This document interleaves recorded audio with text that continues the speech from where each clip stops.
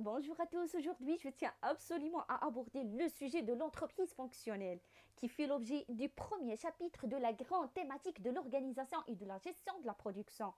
Et pour mieux cerner ce sujet, je vais le décortiquer en 4 parties. En premier lieu, les visions de l'entreprise, en deuxième lieu, l'organisation d'une entreprise, puis les objectifs de la gestion de production et finalement la logistique. Allez, on commence. Alors, premier point, eh bien, rappelons tout d'abord que le but de l'entreprise est avant tout de fabriquer des biens ou fournir des services pour satisfaire les besoins du marché. En fait, l'entreprise s'inscrit dans un cadre ou bien dans un contexte relationnel économique entre le client et le fournisseur. Ne sont indiqués dans cette représentation et la suivante que les flux de produits et les flux financiers. En fait, il en existe d'autres, flux de personnel, de communication, d'information, mais nous nous concentrerons plus par la suite sur les flux de production. D'ailleurs, le système de production regroupe l'ensemble des ressources qui conduisent à la création de biens ou de services. Et afin de réaliser ces objectifs, l'entreprise possède 3 types de ressources. Des ressources physiques, des ressources humaines et des ressources financières. Alors, qu'est-ce que ça veut dire la fonction production? En fait, la fonction production consiste à produire, en temps voulu, les quantités demandées par les clients dans des conditions de coût de revient et de qualité déterminées en optimisant les ressources de l'entreprise, de façon à assurer sa pérennité, sa compétitivité et son développement. En fait, dans cette définition de tous les mots, on établit leur importance. Dans l'objectif d'avoir une bonne gestion de production, tous les concepts qu'ils représentent doivent être traités simultanément. Produire. En fait, le but de toute entreprise industrielle est bien évidemment de produire des biens ou des services qu'elle mettra à disposition des consommateurs en temps voulu, c'est-à-dire ce concept consiste à fabriquer des produits juste à temps, c'est-à-dire ni trop tôt ni trop tard. C'est la caractéristique de la fabrication juste à temps, qui est actuellement une des conditions d'une bonne gestion de production. Quantité demandée. Pour avoir l'assurance de satisfaire les commandes, un taux de rebut dans les quantités de produits à fabriquer. Il en fabriquait donc plus que nécessaire, ce qui se traduit toujours par une augmentation des coûts et souvent une augmentation des stocks. Il devient donc nécessaire d'améliorer la qualité de l'outil de production pour ne fabriquer que les quantités explicitement demandées. Coût de revient déterminé, c'est-à-dire, afin d'acquérir un avantage concurrentiel sur le marché, la recherche d'un coût de production le plus faible possible est le souci permanent de tous les responsables d'entreprise. De plus, lors de la négociation d'un marché, l'entreprise s'engage vis-à-vis du client à fournir une prestation ou un produit pour un prix donné. Elle doit donc en permanence veiller à ce que ses coûts ne soient pas prohibitifs par rapport à ses engagements financiers si elle souhaite dégager des bénéfices. Et pour le 5e terme, ou bien le 5e mot, c'est la qualité déterminée. En fait, la qualité d'un produit peut être envisagée sur 2 aspects. La qualité liée à la conception du produit et la qualité liée à l'élaboration du produit. En ce qui concerne le premier aspect, c'est la qualité liée à la conception du produit. Et celle-ci, fixée par le bureau d'études, doit être le reflet du vrai besoin de client. Il entrera pour une part non négligeable dans la détermination du prix de produit, bien sûr. Et pour le deuxième aspect, la qualité qui est liée à l'élaboration du produit. Une démarche qualité dans une entreprise peut lui faire obtenir des gains substantiels en évitant de prendre en compte, entre autres, le taux de rebut. Alors, il faut souligner que la démarche qualité est un préalable à la mise en place de certaines organisations de gestion de production, alors que pour d'autres, il ne l'est pas. Toutefois, nous conseillons vivement à tout chef d'entreprise soucieux d'améliorer les performances de son outil de production et de conduire une telle démarche. Passons maintenant à l'optimisation des ressources. En fait, cette optimisation ne signifie donc pas réaliser le maximum de pièces sur les différentes ressources de l'entreprise, mais consiste à réguler le rythme de la production afin de minimiser les temps improductifs et d'éviter les mauvaises utilisations des ressources en améliorant la rentabilité. Passons maintenant à sa pérennité, c'est-à-dire dans le contexte économique actuel où chaque jour nous constatons des fermetures d'entreprises. Et le principal objectif d'un chef d'entreprise est avant tout d'avoir une entreprise saine qui dure dans le temps. L'autre préoccupation principale du chef d'entreprise est le développement de son outil de production. Pour cela, il doit gagner des parts du marché, ce qui lui impose d'être plus performant de ses concurrents. Et pour le terme compétitivité, en fait, pour assurer cette pérennité et ce développement, l'entreprise doit devenir plus compétitive, c'est-à-dire proposer plus rapidement aux consommateurs des produits moins chers répondant à leurs besoins. Et en second lieu, nous allons procéder à la clarification de la partie qui constitue l'organisation d'une entreprise. Il est de coutume de présenter l'entreprise avec une vision hiérarchique matérialisée par le fameux organigramme de l'entreprise. Celui-ci faisant généralement apparaître une structure de l'entreprise composée de 5 fonctions principales assurées par 3 directions. La fonction financière qui consiste ou bien qui concerne l'optimisation des ressources financières de l'entreprise, et cette fonction est assurée par la direction financière et administrative. La fonction marketing, dont le rôle est d'appréhender le besoin de la clientèle, les spécifications, le volume, les échéanciers. Et cette fonction est assurée par la direction commerciale. La fonction production, qui regroupe la conception et la réalisation du besoin de la clientèle. En fait, cette fonction est assurée par la direction technique. Et pour la fonction logistique, qui assure la diffusion du produit fabriqué, et cette fonction est assurée par la direction commerciale. Et finalement, la fonction personnelle, qui concerne la gestion du personnel nécessaire à la bonne marche de l'entreprise. Et cette fonction est assurée par la direction financière et administrative. Dans cette organisation pouvait se représenter par l'organigramme simplifié suivant. Et dans la représentation taylorienne, le client n'apparaît pas. Les normes ISO 9000 version 2000 qui visent à mettre en évidence la satisfaction client ne conduisent à représenter maintenant l'entreprise par un réseau de fonctions ou de processus comme le montre cette figure.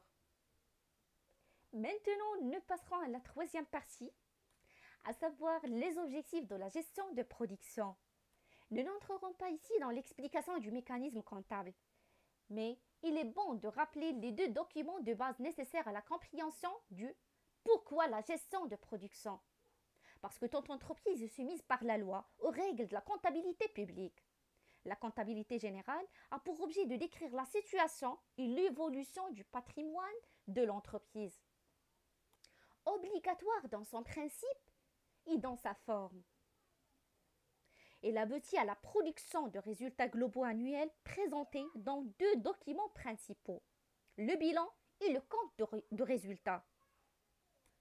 En ce qui concerne le premier document, c'est le bilan, c'est la situation à une date précise des emplois et des ressources de l'entreprise appelées respectivement l'actif et le passif. En fait, le bilan est souvent la base de départ de différentes analyses de l'entreprise. Suivant le type d'analyse que l'on désire effectuer, on définit un certain nombre de ratios tels que la rentabilité des capitaux. Et afin d'éviter de tirer de fausses conclusions d'analyse, n'est jamais faite sur un bilan, mais il est souvent d'étudier une entreprise sur 3 à 5 exercices comptables successifs. Et pour le compte de résultat, le fonctionnement de l'entreprise entraîne des achats de matériel, des dépenses de fonctionnement comme le salaire, les charges, et réalise des ventes de produits. Et ce compte de résultat sert à constater, regrouper et cumuler les consommations et les productions d'une période qui correspond généralement à l'exercice comptable. Et tout chef d'entreprise souhaitant développer son système de production est amené à agir dans plusieurs directions. Il cherchera en permanence à minimiser les risques de l'entreprise, à optimiser les stocks, à diminuer le point des encours, des coûts de revient des produits et des délais. En fait, la gestion de la production est un outil mis à la disposition d'un chef d'entreprise pour l'aider dans son rôle de manager. Toutefois, cet outil ne sera pas le seul artisan de l'amélioration de son entreprise. Il devra également agir dans d'autres domaines et cela peut le conduire à reconcevoir les produits, à optimiser les achats et également à augmenter la productivité et de diminuer les frais généraux. Pourtant, il existe plusieurs façons de classifier une entreprise, suivant sa forme juridique, suivant sa taille, suivant sa structure, suivant son secteur d'activité et suivant sa nature de sa production et son type de production et suivant également son mode de production. Et en gestion de production, il est plus courant d'étudier une entreprise suivant les trois dernières classifications. En fait, il existe plusieurs statuts d'entreprise dont les principales sont l'entreprise individuelle, le REL, la SNC et la SARL et également la SA. Alors qu'est-ce que ça veut dire par l'entreprise individuelle? En fait, dans ce type d'entreprise, il n'y a pas de capital imposé. C'est lui qui prend les décisions, mais il est responsable de ses propres biens, des dettes de l'entreprise. Alors maintenant, qu'est-ce que ça veut dire par l'entreprise LEREL? En fait, c'est une entreprise unipersonnelle à responsabilité limitée, c'est-à-dire que ce type d'entreprise appartient à l'entrepreneur. Et cet entrepreneur peut désigner un gérant qui conduira l'entreprise sous ce contrôle. La SNC, c'est une société en nom collectif, c'est-à-dire ce type d'entreprise est créé par deux commerçants au minimum. Aucun capital n'est imposé à la création, mais celui-ci est divisé en parts. Et dans ce type d'entreprise, chaque associé est responsable de la totalité des dettes de la société. La SARL, c'est une société à responsabilité limitée. Et dans ce type d'entreprise, il est constitué par une association de 2 à 50 personnes. En fait, la décision ou bien la direction de l'entreprise est confiée à des gérants qui sont désignés par les statuts ou par des décisions des associés représentant plus de 50 du capital. Et les décisions de gestion sont comprises par le gérant. En fait, la responsabilité des dirigeants est limitée théoriquement à leur rapport, mais il peut être étendu à leurs biens personnels en cas de faute grave de gestion. Tandis que celle des associés est limitée par leur rapport. Et finalement, pour le dernier type d'entreprise, c'est la société anonyme, SA. Ce type d'entreprise nécessite une association de 7 membres au plus pour constituer le capital de 37 000 € au minimum. Et la responsabilité des dirigeants est limitée théoriquement à leur rapport, mais il peut être étendu à leurs biens personnels en cas de faute grave de gestion. Et la responsabilité des associés est limitée à leur rapport. À vrai dire, la taille n'est pas une classification d'entreprise en elle-même. Par contre, il prend toute son importance en fonction du problème donné. Toutefois, il y a noté 2 tailles de référence dans presque toutes les obligations des entreprises, 11 et 50 employés. Les entreprises de 1 à 10 employés et les entreprises à 11 à 49 employés et pour les entreprises de plus de 50 employés. Dans le premier type d'entreprise de 1 à 10 employés, il y a peu d'obligations particulières dans cette taille d'entreprise. Et pour les entreprises de 11 à 49 employés, à partir de 11 employés, il y a obligation d'avoir des délégués, du personnel et de l'entreprise. Et à partir, ou bien pour les entreprises de plus de 50 employés, et à partir de 50 employés, il y a obligation d'avoir un comité d'entreprise et des délégués syndicaux, en plus de délégués du personnel. Nous avons vu précédemment qu'il est possible, dans un souci de simplification, de considérer que l'organisation de toute entreprise est composée de 5 fonctions principales, assurées par les directions commerciales, techniques et financières et administratives. Et l'organisation d'une entreprise diffère suivant sa taille. C'est-à-dire, plus sa taille augmente, plus elle est structurée et plus les responsabilités sont diluées. En fait, il est possible de voir l'entreprise de différentes manières suivant l'analyse de son activité économique.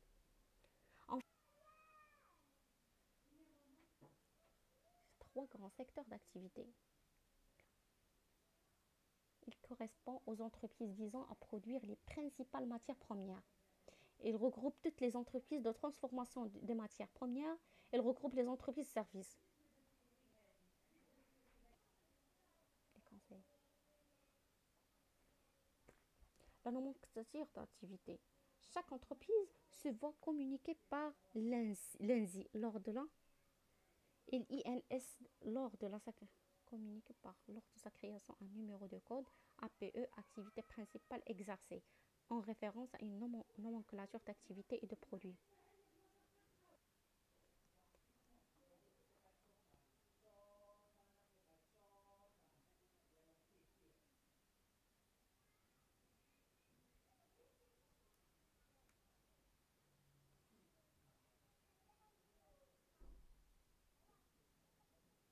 La nature de la production, entreprise fournissant des services, entreprise fabricant fournissant des services, fabricant des produits par montage, fabricant des produits après transformation de la matière.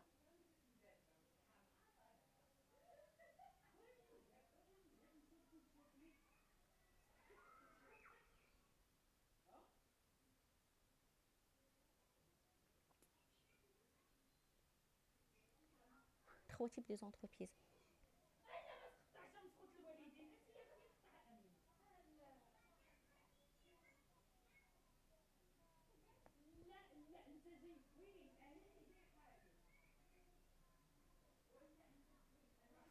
Des entreprises fournissant des services, entreprises fabriquant des produits par montage.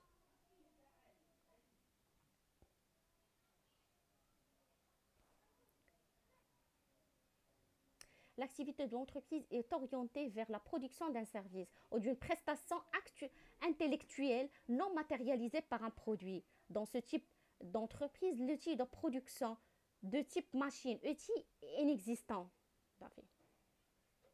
Pour le premier type, pour la première nature, la production, qui fournissent des produits.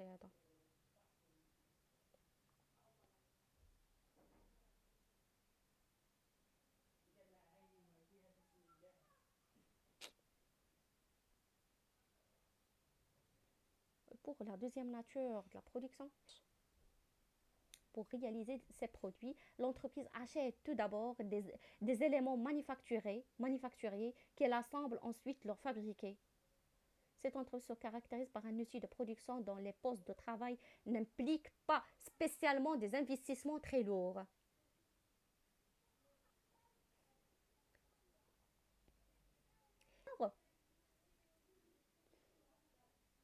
Est constitué de postes de travail, machines-outils de coûts généralement très élevés, comme les industries mécaniques, industrie de l'électronique, fabrication de composants.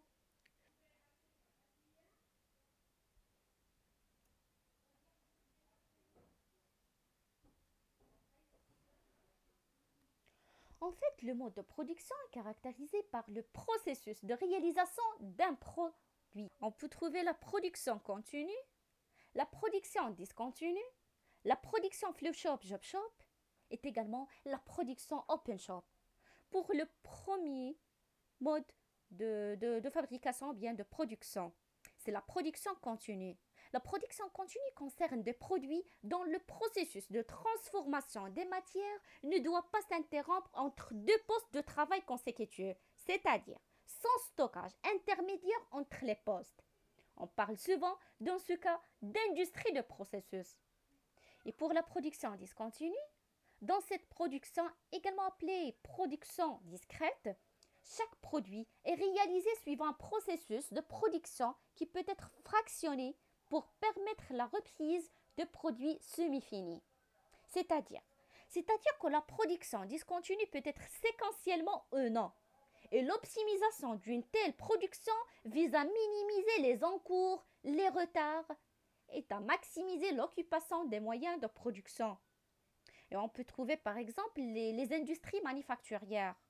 Et dans une production de type flow shop, les produits subissent une même séquence d'opérations avec des termes ou bien avec des temps opératoires éventuellement différents.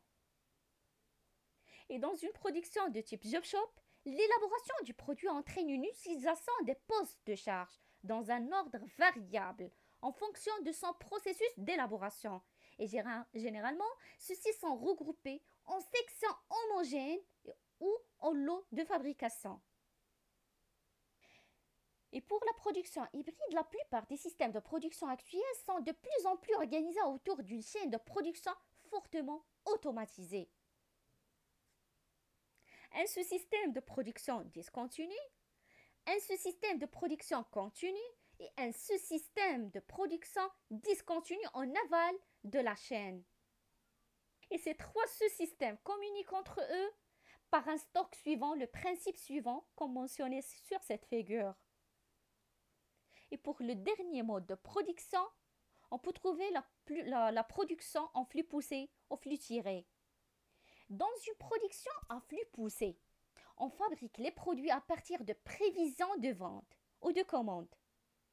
Et dans une production à flux tiré, on fabrique les produits pour remplacer les produits qui ont été vendus. Passons maintenant au type de production.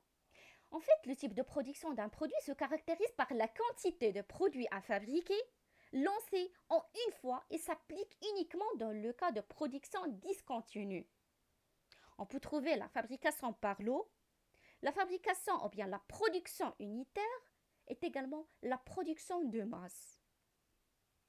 Pour le premier type de production ou la production par lot, dans ce type de production, le même outil de production est utilisé pour fabriquer une grande variété de produits analogues mais non identiques. Le lot de fabrication peut être composé de quelques unités, de quelques centaines d'unités. Et chaque changement de lot de fabrication nécessite un nouveau réglage qui peut être allé jusqu'à une reconfiguration complète du poste. Ceci se traduit par un abaissement du passant du poste. Et pour la production unique, en fait, c'est un cas particulier de la fabrication par lot. Et dans ce type de production, le produit est fabriqué à l'unité, en très petite série, et conformément à un besoin spécifique. Et la réalisation de tels produits nécessite généralement beaucoup de main-d'œuvre, impliquant un cycle de production relativement lent. Et pour le dernier type de production, c'est la production de masse, où les produits sont fabriqués en très grande quantité. Ce sont des produits standards ou similaires qui nécessitent l'utilisation d'un outil de production spécialisé constitué de machines comme l'électroménager, l'automobile. Passons maintenant au type de fabrication. En fait, le type de fabrication d'un produit permet de définir la relation client-entreprise. Il caractérise le type de disponibilité et de spécification des produits fabriqués, comme la fabrication à la commande, la fabrication pour stockage et la fabrication mixte.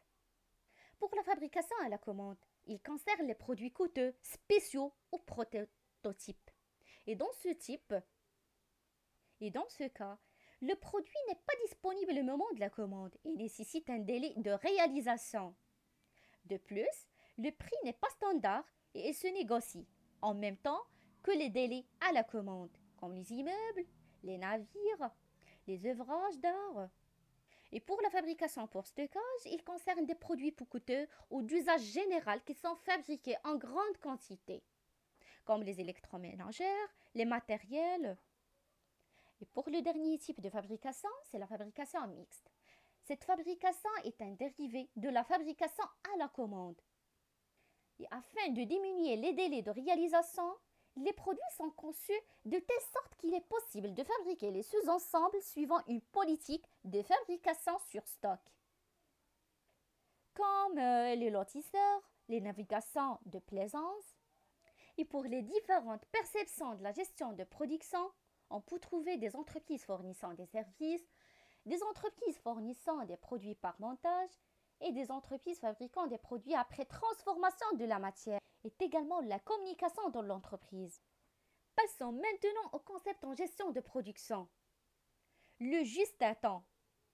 Ce concept consiste, comme son nom l'indique, à fabriquer ou approvisionner des produits juste à temps, c'est-à-dire ni trop tôt ni trop tard.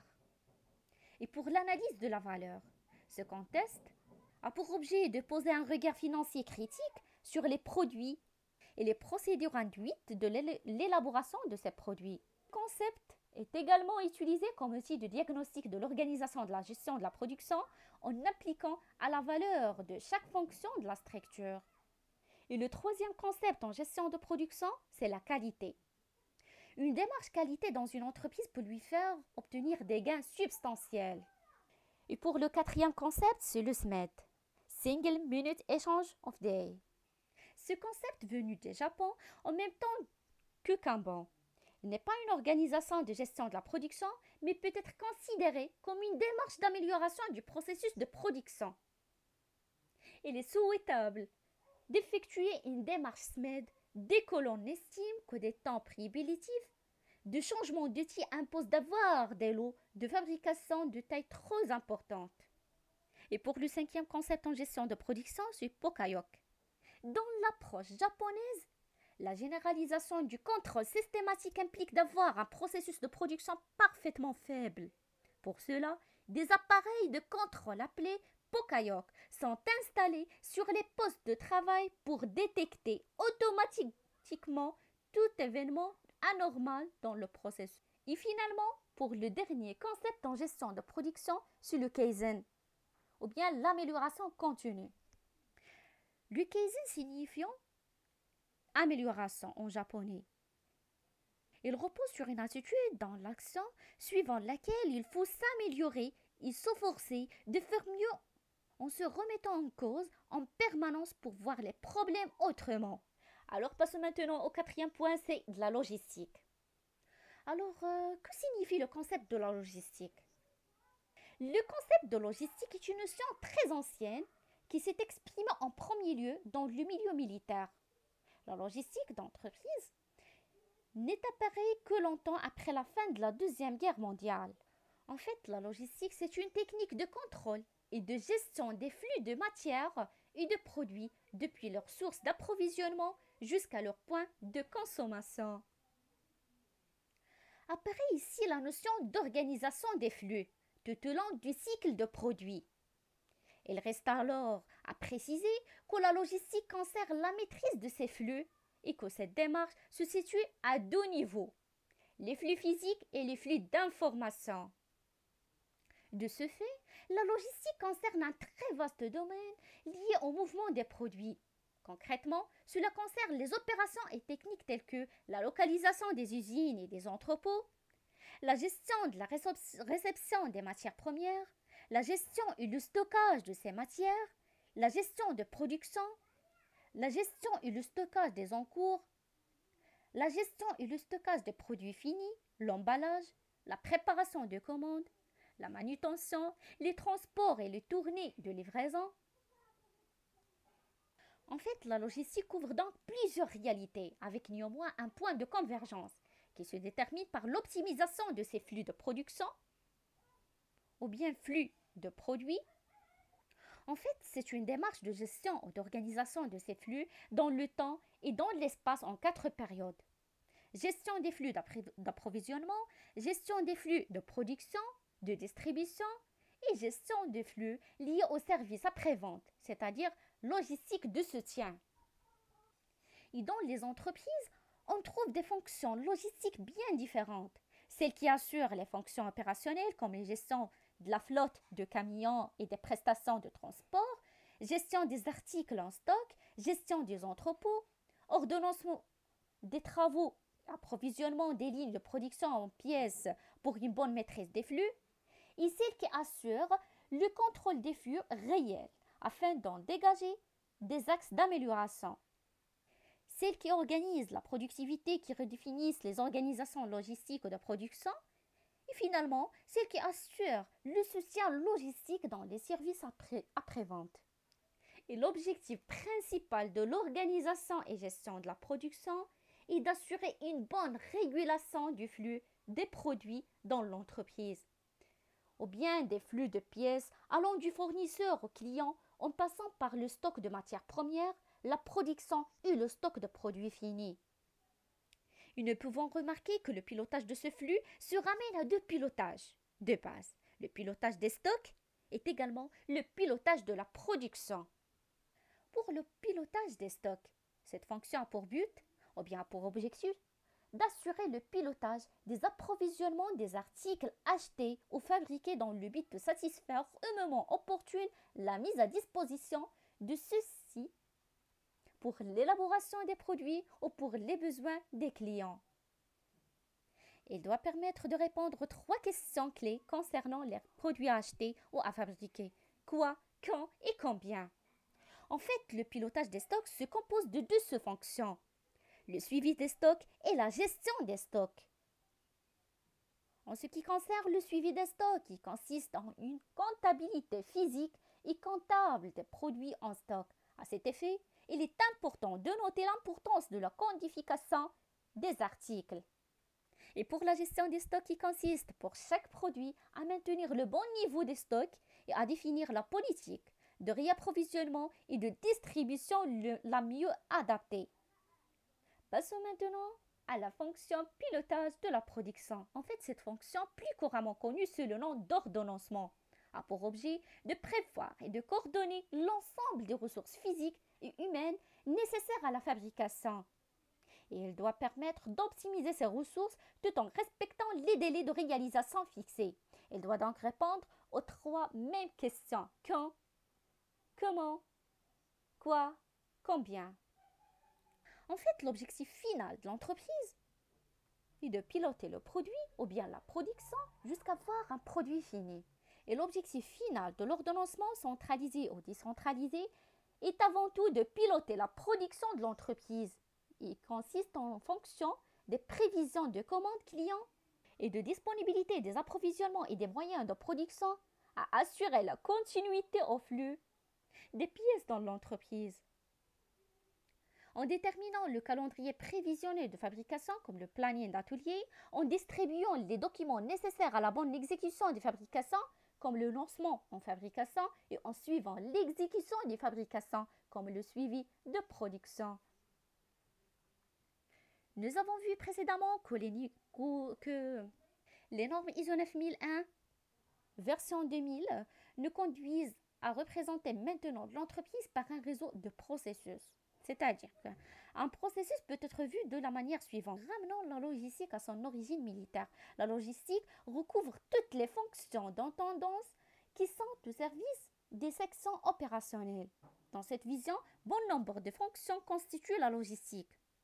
Ces fonctions peuvent se regrouper en 2 grandes catégories. Les fonctions qui concourent à l'existence du flux physique des produits, les fonctions qui concourent au pilotage de ce flux. Et finalement, la logistique d'une approche ISO 9000 est alors la maîtrise de l'approvisionnement des moyens des 5M. À chaque point d'utilisation, c'est-à-dire qu'à chaque processus synchronisé par le système d'information. Et finalement, je mets fin à ma vidéo et je vous remercie de m'avoir écouté. Alors vraiment, n'hésitez pas à me contacter dans les commentaires si vous avez des questions, des prestations. Alors, je vous remercie très fort. Continuez à être motivé et on se retrouve à la prochaine vidéo qui explique la fonction stock. Au revoir. Merci.